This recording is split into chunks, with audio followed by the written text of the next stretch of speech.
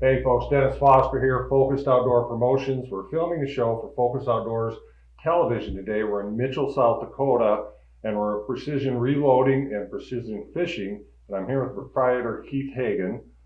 Thanks for having us. We're going to learn a lot of things today on the reloading end, and I'm kind of curious what led you to start this company? Dennis, there's a lot of companies out there that sell anything from camping to boating to hunting to fishing. We decided to just do a niche of shot shell reloading. Is kind of where we started it, and rifle reloading and handgun reloading instead of have the wide array of products. So we can focus on that, give technical service, get the product out the door right away for the customer. You know, and with that too, is you guys leave yourselves open for advice. They can call in at any time with any kind of questions from basic to technical, no matter what it is. You guys are a resource for that. Get them going on the right track. And what we're going to do today is we're going to start out with some basic shot shell reloading, basic rifle reloading, and then go into more of the sophisticated, you know, the higher end stuff for the guys that are highly educated. But regardless, it's going to be an educational process from start to finish. One thing a lot of folks are probably thinking, oh, this hand loading, I heard about it, you know, I know, why do we want to do that? You know, when you're hand loading, there's a cost savings. You're going to get the load you want. A lot of times you go to the store, you can't find it on the shelf. Reliability, you know what you've loaded, you know what's in that load. I've cut factory loads apart before that say they're copper plated. Well, about half the BBs are copper plated. Well, if you load a copper plated yourself, you know you're going to get copper plated or nickel plated. You know you're going to get number fours. You know you're going to get a full 1¼ ounce load. You're not going to skimp on it. You're going to have data. Plus, it's a great pastime. What a great thing for you and your kids to do. Exactly. Or you even at my age or somebody's age to do it with their parents. And that's how I got started as a kid. You know, and part of it was we shot a lot of trap, and we didn't have a lot of money to shoot a lot of trap. So hence we reloaded our shells. Everybody did back then. With that, let's take a break here. We're going to bring in Brett, your technical expert. We're going to reload some shotgun shells, go into the basics of how they work, and then go from start to finish and end up with a finished product. Okay, we alluded to bringing Brett, the technical expert, in here, and he has showed up for us. What he's going to do is take a step-by-step through a shot shell loading process, and he's going to load up what turns out to be a pretty darn good pheasant hunting load. And here we're in the heart of pheasant country, it only makes sense. Let's start from maybe too basic all the way on up through, you know, what makes these things go bang? Okay. Well, basically, I guess the best place to start and a good place to do that is on Hodgkin.com. They have a vast variety of loads available to you. And what I did when I was doing this load, I went into their data, looked for a wad with the hulls that I'm looking for, what primer I'm looking for, and they gave me a rough idea what kind of powder charge I needed to. Mm-hmm. It won't be exact because their powder charge might be just a hair different than your bushing in right, the reloader, right. But it's very close, and actually with the data, it did turn out fairly close when I did do the testing on that. So it's a very good load for pheasants. It's got some good velocity and on it. Yeah, and one thing, once again, you guys have the testing facilities. So this Correct. Is real world. This just isn't, you know, paper stuff and we hope it works. And with that, I think a lot of the manufacturers have similar data available. Yeah, the different, you can go to Alliant, some of the different powders, and they will give you data also on their stuff. Mm-hmm. So it's a good place to start for a load. Now, as Keith alluded to, if you've got something special in that, we do have the testing facilities. They can send it in to us for a nominal fee, and we can do the testing to find out. And I do a fair amount of that stuff. It's kind of surprising how people get them a little bit hot sometimes. Mm-hmm. Well, and that's human nature, and quite frankly, it's something that needs to be avoided a little bit. Absolutely. This is a 100% safe process with common sense involved, and that's why we have the material. And once again, if anybody has questions, feel free to call in. Yes. Yeah. Okay, what our first station, we are going to put the hull into there. It will deprime and resize it. The second stage is to reprime it. There's an automatic feed on the primer here, so when I crimp a shell, it will automatically drop one into it. So now I'm priming a new hull. At this station, what I'm going to do is bring it down. I'll put my powder into it, lift it up, put a wad into it, and drop your shot. Then you will start a crimper, finish crimper. All right, Keith's got the powder bushing change in this to get the proper powder charge. And this is a progressive press, meaning it's doing 6 functions at once. And I'm going to let him explain how that works and why we have the efficiency with this particular machine. Yeah, that's right, Dennis. This is a 9,000 Geon press. It's a progressive press versus a single stage press we used earlier. So the single stage press will do about 125 rounds an hour, where this will probably do a case 250 rounds an hour. It's a lot faster for the guy who does a lot of shooting. Right. We always suggest starting with a single stage, work your way up to a progressive. Learn the basics. Yep. That's exactly right. Yeah, there's a lot going on here at one time versus single stage where you move your shell to each station. Right. You're going to have 6 stations doing a job every time you pull the handle. Exactly. The beauty of it is once you get it set up, you pull the handle, you got a shell. Exactly. So let's get started and we'll load a few up. Perfect. On the progressive press, all you have to do every time is put a hull in and put a wad in. So at the very first station, we're going to put the hull in. What it's going to do is come down and deprime, and then it's going to also resize with the collet type sizing. And then at the third station, we're going to put a wad in, and the third station is going to drop the shot on top of the wad. Again, we're going to resize and deprime at the first station. And as we're doing that, we're going to drop the shell off the back side. So that's our finished shell coming off. Every time on the progressive, you have to put a hull in, and you put a wad in. Second station, we're going to reprime. You can see we dropped a primer in here when we resized on the first station. And then we're going to drop the powder also. We're going to come down, dropping the powder, the bar moved over, the powder dropped down. And again, we kick a shell off every time. Again, we're going to put a hull in. We're going to put a wad in. And if you recall, we've got our powder dropped. We're reprimed on the third station. And now our wad's going to seat. And this bar, charge bar, is going to slide back over and drop 1.25 ounces of lead shot.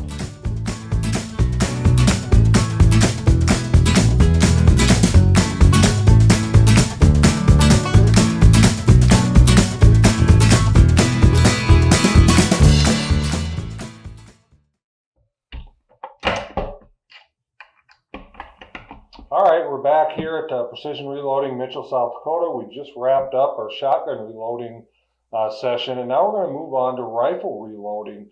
We just happen to have an interesting project to work on that's going to benefit me personally. I was fortunate enough to win a Tikka T3 and a 6.5 Creedmoor at our local sportsman's banquet, which benefits pheasant habitat, huge here in South Dakota. And we're going to go from the ground up, and before we start loading, we're going to do some measurements, which I find very interesting, to make darn sure we milk every ounce of accuracy out of this rifle. And I'm going to throw it to Keith on exactly what we're doing. I'm going to sit back, watch, and learn. I hope you do too. Hey Dennis, what we're going to do here is we're going to load up a 140 grain Berger VLD hunting bullet. And what we're going to do is get a modified case from Hornady. We're going to screw on the 6.5 Creedmoor brass. And our objective here is to get the bullet seating depth. So what we're going to do is we're going to measure from the end of the brass to the ogive of the bullet, and we're going to use that as a reference for our bullet seating. Okay. And we're going to start every load that we do. We're going to start at 20 thousandths off the land. Okay. So what we're going to do is chamber that brass. We're going to take and push that bullet out to the rifling. We're going to touch the rifling and lock that down. We're going to pull this back out. Okay, so what we're going to do now is measure from the back of the brass to the ogive using the bullet comparator. And this will give us a reference on where we need to be to seat our bullet back 20 thousandths from the lands. And one thing I did know, you were using a polymer tip bullet or hard tip bullets on the other ones you measured. These are more of a traditional hunting style bullet with the pure lead tip. Now, tell us why it's so important to measure at the ogive, which we've mentioned before. Yeah, when you measure off the ogive, you're measuring off kind of the radius of the bullet versus this lead tip. This is a Sierra Game King 140 grain bullet, with the lead tip. So that lead tip could be deformed from the factory. I've seen a measure 15, 20 thousandths difference in the overall length of the bullet. So now if you're measuring a combined overall length and you're not going off the ogive, now you're kind of floating around out there and so much variance on where you need to be. So when we do go off of the ogive, we know exactly where we are every time. Those are the hard numbers that we want. Exactly. Okay, Yep, perfect. yep, And yep. that's a very interesting note, and I tell you, that's something probably a lot of folks would miss.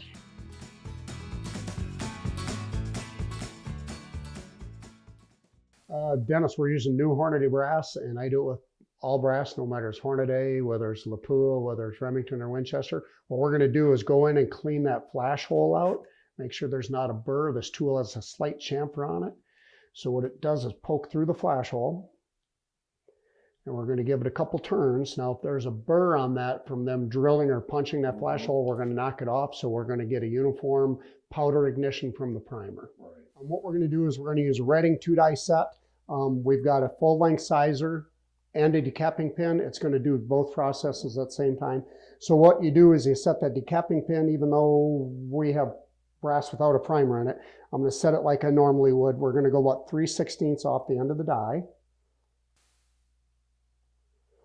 We're going to lock the ring up, and then once we have that locked up, we're set. One of the beauties of the Forster press is you're there. I had not seen that myself today. That is slick. Okay, so what we're going to do again is resize the brass. I've got imperial sized die wax. I'm just going to take a little bit, put it on my fingers. We're going to put it on the body of the die, not up on the neck. And then I've got some imperial action media. It's little ceramic balls with graphite. And we're just going to take that, and that's going to lube our expander button when we go down through and pull it back out. And so that's all we do. I'm going to put my primer in. I'm going to take my brass, slide it in. We're going to measure our depth. It feels like we have to go a little bit deeper.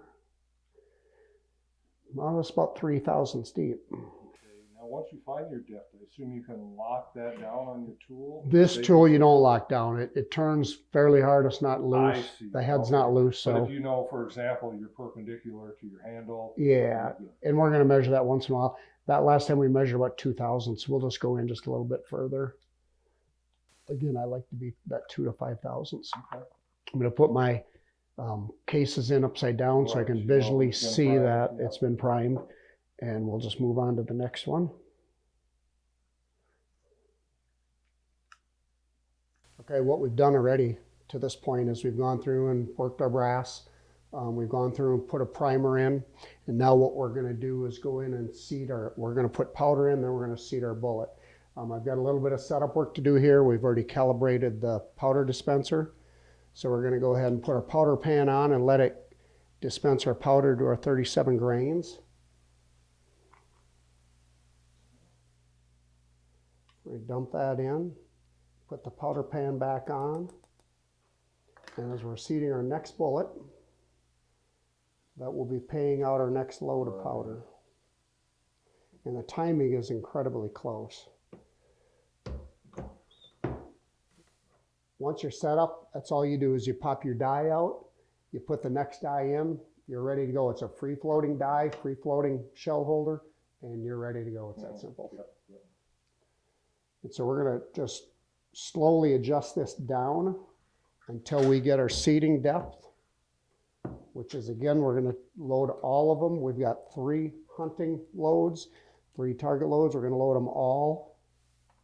We're going to load them all to 20 thousandths out from the rifling.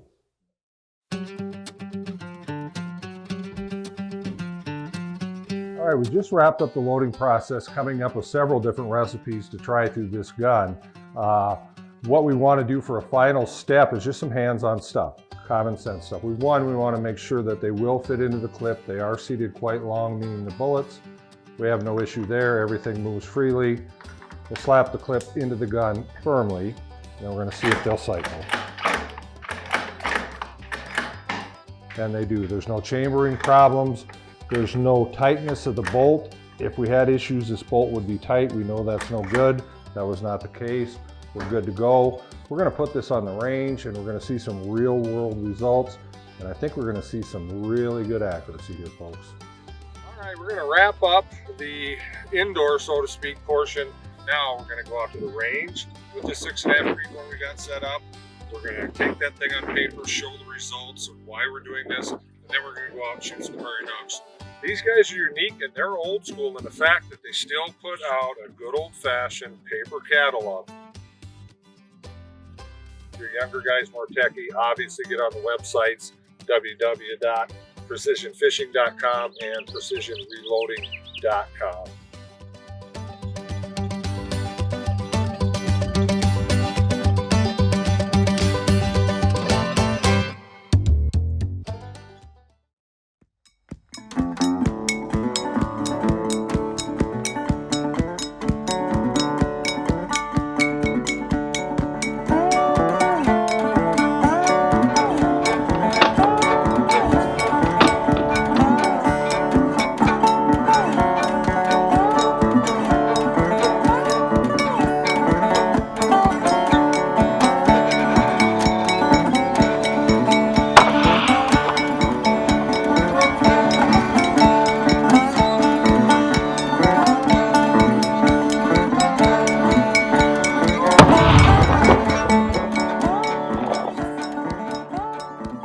All right, folks, we're transitioning from paper to the prairie here in our project with Precision Reloading. Keith Hagan helped me build several different loads for this 6.5 Creedmoor.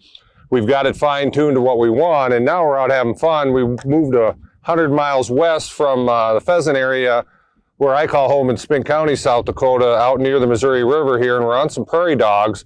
And we're going to show you just how accurate these rifles can be. Something interesting here, and we'll show you exactly how it's set up, is we got a loophole scope, and they've got a cool little compensating dial here that you can actually dial in your ranges. So we've got this thing zeroed at 100 yards. We got it set on the number 1 here. So say, for example, we start educating these dogs and they move out to 300 yards. It's as simple as just dialing this thing over to the number 3, which would be 300 yards. And you're spot on. It's amazingly accurate. I've got it on another rifle as well, and it's really cool. It's something you guys want to check out from Loophole. But with that, we're going to get after. We got dogs all over here. We're going to pop a few and show you what we have here in South Dakota.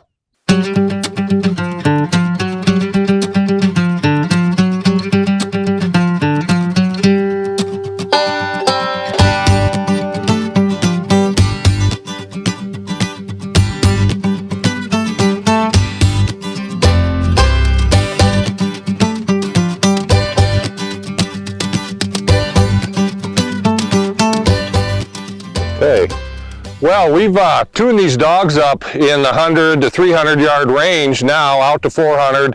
Still very doable with the 22-250 and the 6.5 Creedmoor.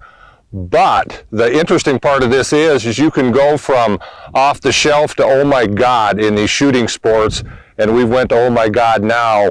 Tyler Mullaney at Dead Down Range Rifles has custom built a 7mm mag for us here, and it is slick. They're guaranteeing 6-inch groups out to 1,400 yards, and it does do it. I'm here to tell you that.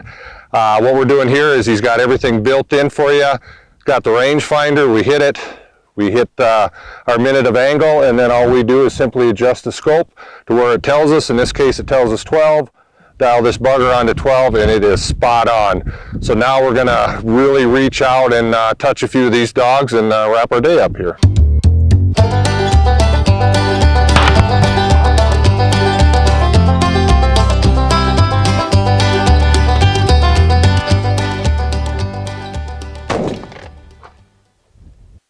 Hey folks, we're transitioning inside from prairie dogs to do a little bit of paperwork.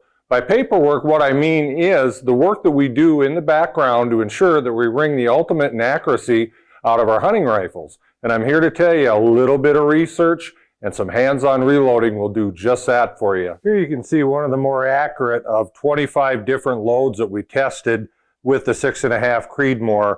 This particular load, interestingly enough, is using a hunting bullet from Berger, which is very well known for high quality bullets, running Hodgkin 4350 at 40.5 grains.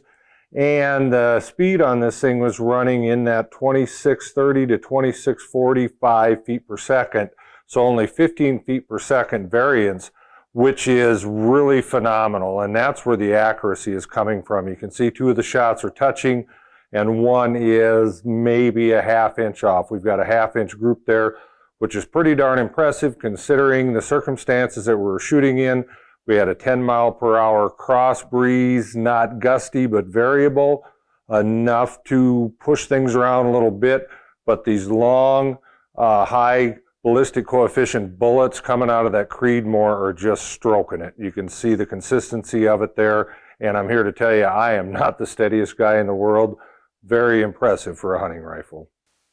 I'm going to show you another one of the better hand loads here. Once again, we're looking at that ½ inch group type of thing. You can see a couple are touching there in a bit breezy conditions, not too bad, but it's really showing the stability of these bullets and the consistency of the hand loads. A couple correlations that I found in the 2 better loads here is they are both loaded with Hodgkin's 4350, which Keith Hagen told me the Creedmoor would shoot very well, and quite frankly, he was spot on there. And interestingly enough, in the same charge of 40.5 grains. Another interesting thing I found is the extreme variation in speed is just 15 feet per second. Supreme consistency, which is leading to this accuracy. Something to consider when you want to do your hand loading. Now, if we've got your interest peaked and you really want to get into this hand loading for superior accuracy, I'd recommend that you get a chronograph and really detail what you're doing here. In this particular case, the folks at Precision Reloading provided me with a lab radar Doppler unit, which will give you tons of information beyond just speed. It's something to do a little research on. Check it out, not terribly expensive. If you want to get down to literally brass tacks and have a tack driving rifle, an invaluable tool to consider. Hey folks, as we wrap up this episode of Focus Outdoors Television, I'd like to leave you with a few thoughts on the reloading process. Not only have we built inherent accuracy into our rifles, but we're also building accuracy into ourselves, and by that I mean we can shoot a lot cheaper. In this case, $1 or more per round from the extreme premium rounds that are out there. They're quite expensive. And by doing so, we're going to end up shooting more, and we're going to end up getting better ourselves. We're going to get more comfortable with our rifle.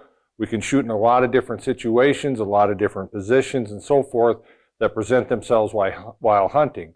So therefore, it is in your interest to try to get into this, and you have the hands-on aspect of it, where there's a real pride in knowing that you developed a load that's going to take the animal of a lifetime, hopefully, when the opportunity presents itself.